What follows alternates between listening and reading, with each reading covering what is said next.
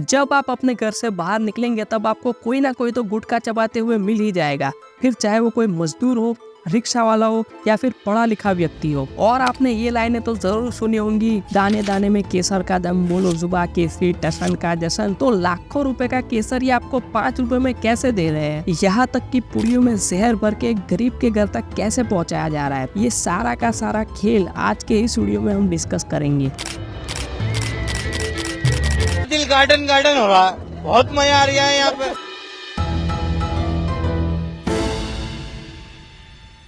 देखिए, अगर आपको अपने बिजनेस को आगे लेकर जाना है तो आपको लोगों के अंदर उस चीज की लत लगानी पड़ेगी, ताकि वो जो इंसान है वो उस प्रोडक्ट को बार बार लगातार कंज्यूम करता रहे। और इसी की होड़ में 40-50 साल पहले ऐसे कई सारे ब्रांड्स सामने आए कि जिन्होंने जो ये पान मसाला था इसको बनाना शुरू किया। आप जो अपनी स्क्रीन के ऊपर देख रहे हैं, इन सारे कॉमन सब्सटेंस को मिला करके जो पान मसाला था इसको बनाया जा रहा था। लेकिन यहाँ पर इन ब्रांड्स को लोगों के अंदर और ज्यादा लत बनानी थी, तो इन्होंने क्या किया, इस पान मसाला में तरह तरह के केमिकल्स को ऐड करना शुरू किया। यहाँ तक कि जो तंबाकू है, टोबैको, तो पान मसाला प्लस टोबैको इन दोनों को मिक्स किया और गुटखा बना दिया। मतलब कि अब जो लोग गुटखा खा रहे थे उसके अंदर निकोटीन जैसे एडिक्टिव सब्सटेंस आ गए थे, तो अब वो लोग बार बार लगातार उन चीजों को खाते रहेंगे और उन कंपनीज का जो मार्केट है वो चलता रहेगा। यहाँ तक कि और ज्यादा लोगों को जोड़ने के लिए खुलेआम धड़ल्ले से अपनी एडवर्टाइजमेंट वगैरह चलाते थे, जहाँ पर बड़े बड़े सेलिब्रिटीज आकर आपको खुलेआम गुटखा यहाँ तक कि शराब वगैरह भी बेचते हुए नजर आते थे। लेकिन जब वर्ल्ड हेल्थ ऑर्गेनाइजेशन ने सभी कंट्रीज को टोबैको वगैरह के ऊपर रिस्ट्रिक्शंस लगाने को कहा, तब इंडिया भी आ गया और 2003 में एक्ट लेकर आए जिसके तहत कि आप ये जो गुटखा वगैरह, शराब वगैरह की डायरेक्ट एडवर्टाइजमेंट वगैरह कर रहे हैं, ये सब आप नहीं कर सकते। गुटखा बेच सकते हैं लेकिन ये सारी एडवर्टाइजमेंट जो है वो आप नहीं कर सकते। लेकिन फिर वही बात है कि अगर आपके पास पैसा है तो दिमाग आ ही जाता है। इन्होंने तरीका लगाया सरोगेट एडवर्टाइजमेंट का, मतलब कि सेम पैकेट रहेगा, सेम नाम रहेगा, सेम टैगलाइन रहेगी, सारा कुछ सेम रहेगा, लेकिन वहाँ पर कुछ अलग लिख दो, इलायची लिख दो,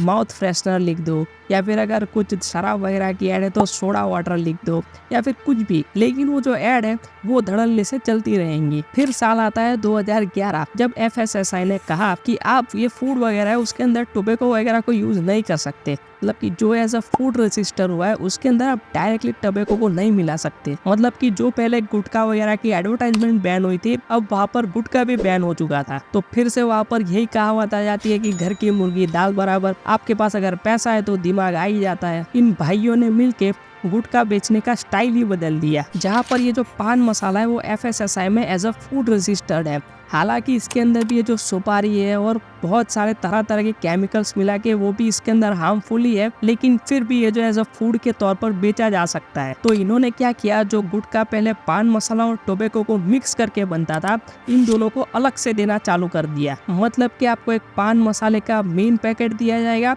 साथ में एक पुड़िया दी जाएगी जिसके अंदर टोबैको होगा। मतलब कि आप पान मसाले के पैकेट को खोल के उसके अंदर टोबैको मिला के पूरे स्टाइल से हीरो की तरह मिक्स करके खा सकते हैं। खैर, ये तो बात हो गई इसकी हिस्ट्री की, लेकिन अब आप सोचेंगे कि इसके ऊपर इतना हो हल्ला क्यों हो रहा है। देखिए, जब सिस्टम में लूप होल हो तो बात होती है लूप होल्स की, लेकिन पूरा सिस्टम में अगर लूप होल हो तो वहाँ पर सिस्टम को सुधारने की जरूरत है। अगर आपने इस बार के IPL ये 2024 को देखा होगा तो जुबा केसरी और स्वाद अनोखे से लेकर टसन के जश्न तक सारी आपको यही सरोगेट एड्स देखने को मिलेगी। यहाँ तक कि कई बार तो सोडा वाटर के नाम पर शराब की सरोगेट एड्स और ऑनलाइन फैंटेसी एप्स जो कि आपको जुआ सट्टा वगैरह खिलवा रहे हैं, उन्हीं की एड्स आपने देखी होंगी। पूरा IPL जो कि क्रिकेट की एक बहुत बड़ी लीग है, बहुत बड़ी वॉचिंग है इसकी, उसके पूरे सीजन के दौरान यही सारी एड्स भरी पड़ी थी। अब जहाँ पर कोई पेरेंट्स अपने बच्चे को बाहर की सारी बुरी आदतों से बचाने में लगा है, वो बच्चा टीवी पर ऐसी एड्स देख रहा है, क्योंकि वो बेचारा तो क्रिकेट देखने गया था कि मैं भी बड़ा होकर क्रिकेटर बनूंगा, लेकिन उसको क्या पता था कि उसको शराब वगैरह की, पान मसाला वगैरह की, या तक कि सट्टा वगैरह खेलने की सरोगेट एड्स देखने को मिलेंगी। और वहाँ पर वो बोलते तक नहीं है कि वो किस चीज की ऐड है, वो इलायची वगैरह की ऐड है या फिर सोडा वगैरह की ऐड है। सिर्फ मेन टैगलाइन चिपका के मेन कंपनी का नाम लेके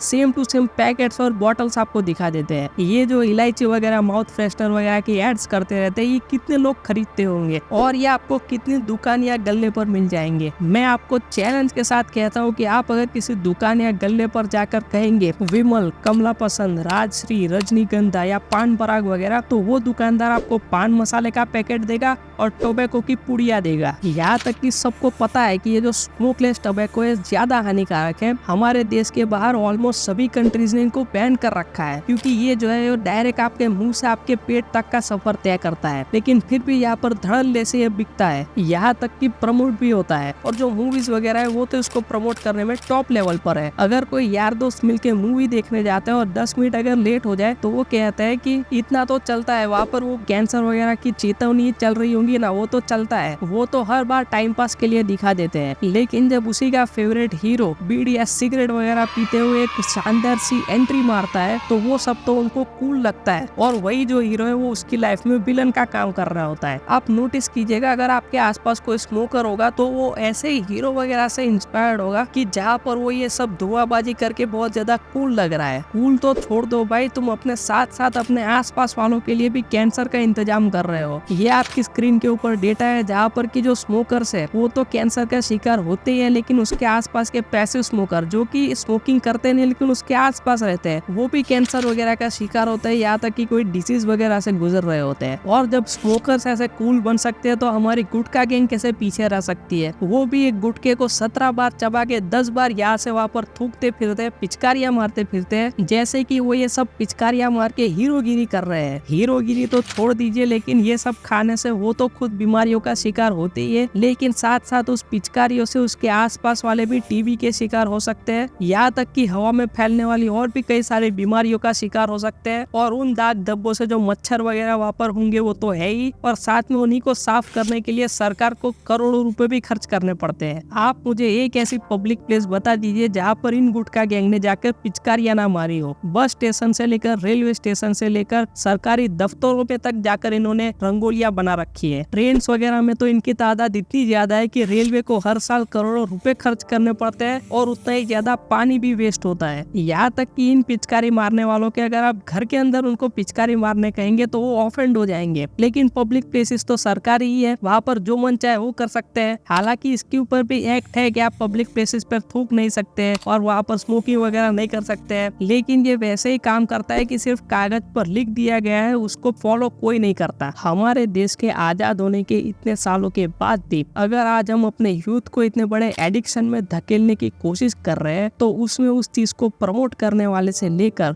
उसके घर तक पहुंचाने वाले सभी जिम्मेदार हैं। फिर चाहे वो गवर्नमेंट हो जो कि कहते हैं कि इन सब के जीएसटी टैक्स वगैरह से हमें इकोनॉमिकली बहुत ज्यादा बेनिफिट्स होते हैं, लेकिन वहीं पर दूसरी तरफ उससे कई गुना ज्यादा पैसा उसमें अवेयरनेस फैलाने के लिए या फिर उसके कैंसर के ट्रीटमेंट वगैरह के लिए उससे कई गुना ज्यादा पैसा लगा रहे हैं। करीब 14 लाख केसेस हर साल हमारे देश में कैंसर के आते हैं और करीब 9 लाख लोग अपनी जान गंवा देते हैं। लेकिन क्योंकि ये कैंसर है, आसानी से ठीक नहीं होता, बहुत ज्यादा पुराना टॉपिक है, तो कोई इसके ऊपर बात करना नहीं चाहता। हालांकि कड़वी बात करने जा रहा हूँ, लेकिन ठीक है गवर्नमेंट पॉलिसीज नहीं बना रही है, ठीक है गवर्नमेंट की गलती है। ये सेलिब्रिटीज, इनको सोसाइटी के प्रति अपनी सोशल रिस्पॉन्सिबिलिटीज के बारे में नहीं पता है, उनकी गलती है। लेकिन सबसे बड़ी गलती किसकी है? जो कि हर एक गली गली नुक्कड़ पर जाकर इसे खरीद कर खा रहा है। आपने किसी को देखकर सोचा कि मैं भी ये खा के कूल लगूंगा या फिर मुझे इसके टेस्ट के अंदर मजा आ रहा है, लेकिन वही मजा कब आपके लिए सजा बन जाएगी आपको पता तक नहीं चलेगा। क्योंकि ये सब जो खा रहा है वो तो एक गरीब है, 5 रुपए के अंदर केसर के सपने दिखा के उसको वो बेचा गया है। आपके घर का, आपके परिवार का जो पैसा के आप अपने बच्चों की पढ़ाई में लगा सकते थे, जो पैसा के आप कुछ अच्छा खाकर अपनी हेल्थ के अंदर लगा सकते थे, उस पैसे को, उस लाखों रुपये को आपने जहर खरीदने में बर्बाद कर दिया। और सिर्फ उतना नहीं है, आप अपनी हेल्थ के साथ भी खेल रहे हो।